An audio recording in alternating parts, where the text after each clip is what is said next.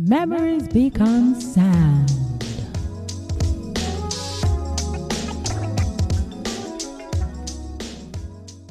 Welcome to a brand new year, and welcome back to Reminiscence and Curds, where music always meets memory. I'm Dainty. If you're listening to this on the day it drops, then Happy New Year! We made it. We crossed another finish line. We carried our stories through another year, and somehow we're still here. Still growing, still trying, still learning ourselves in real time. And I don't know about you, but stepping into a new year always feels like exhaling after holding my breath for too long. Because every January carries that quiet permission to start again, soften again, and maybe to become again. Today's story is about goodbyes. Messy ones, unexpected ones, the ones we don't want but we know we need. And maybe it's fitting that this episode is airing on New Year's Day because we're all saying a kind of goodbye right now. A goodbye to things 2025 took us through, a goodbye to the heaviness, the mistakes, the versions of ourselves we have outgrown, a goodbye to anything that can't walk with us into clearer, kinder days. So, as you listen, I hope you let this story hold up a mirror. I hope it reminds you that some endings aren't failures, but sometimes openings. And I hope that whatever goodbye you've been avoiding, you find the courage to release it with the same softness this new year offers. Welcome to 2026. May this year meet you with peace, clarity, and moments that make you smile without knowing why. Let's get into today's episode. The song starts with a quiet conversation, hesitant and heavy with the weight of what's unsaid. Chris Brown's Say Goodbye, a moment where love meets its limit. The beat, smooth, the voice tender, of course, but the message is clear. Sometimes the hardest part of love is knowing when to walk away. Today's story is born from that moment, the one where memory and music collide and goodbye becomes the only way forward. So, Tokumba tells me this story. Happened way back in uni, one of those stories that starts out harmless and then just spirals into something you don't expect. He said he met this girl, Tracy, through their mutual guy, Ralph. You know how university friendships are. Someone's always introducing someone to someone. Anyway, he gets her number, confirms Ralph isn't checking for her, and before long, they slip into this unofficial situationship. Not together, but connected enough that they were talking at odd hours, waiting for weekend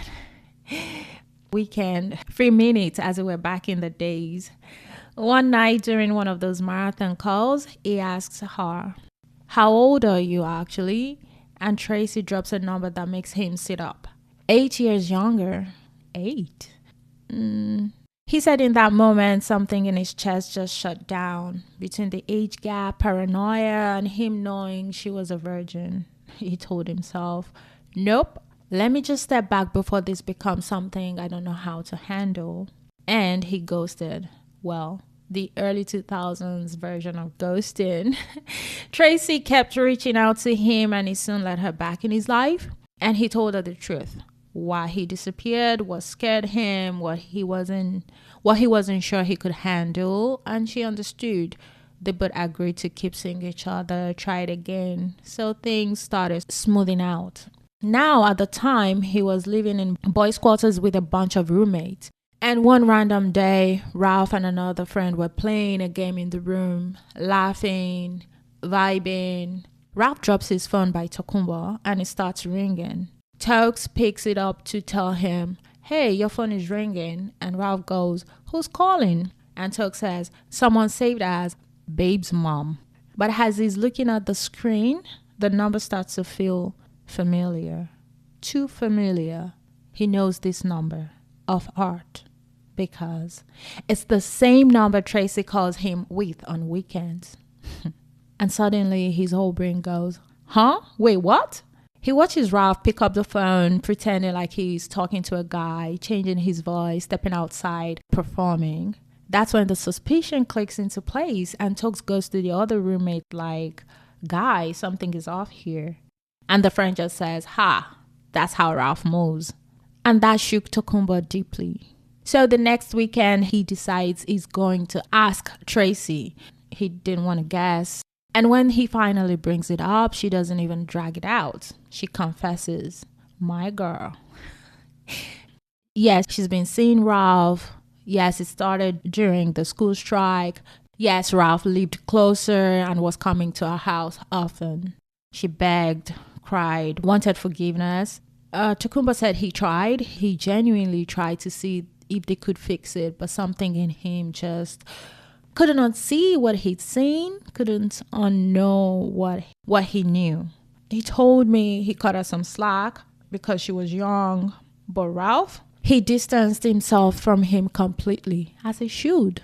And then one day, he's listening to a song and that line comes on. There's never a right time to say goodbye. He said immediately, those were my exact words to her. That's when I knew I was done. Till today, whenever the song plays, it just brings the whole story back. And funny enough, he and Tracy still talk. Life really does have layers.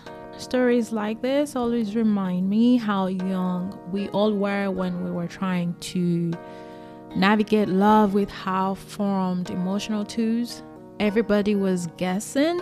Everybody was probably learning. And sometimes the lessons came through betrayal, sometimes through timing, and sometimes through realizing we weren't as ready as we thought. It also shows how fragile trust can be, how one moment, one phone call, one detail out of place can change how you see someone forever. But at the end of the day, forgiveness looks different for everyone. For some, it's reconnection. For others, it's distance.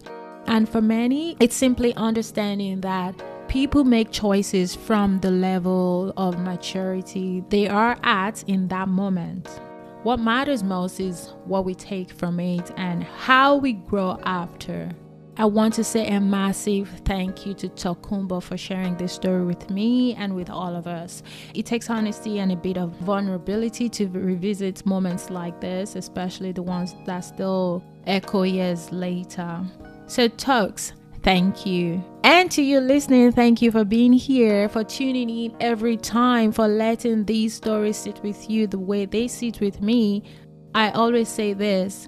These episodes aren't just about the people in them. They're about the reflections they spark in us. So if you've got a story and a song about love, about loss, the strange ways life teaches you things, please send it to me at remincourse@gmail.com. I want to hear it. You never know who it might resonate with, who it might comfort, or who it might surprise. Again, thank you for listening. Thank you for sharing. Until next time, forgive where you can, release what you must, and carry only the truths that help you grow. Thanks for rewinding with us. If a song unlocked something in you, follow the show, pass it along. And if you've got a moment worth remembering, share it at reminchords@gmail.com. The next memory we play just might be yours.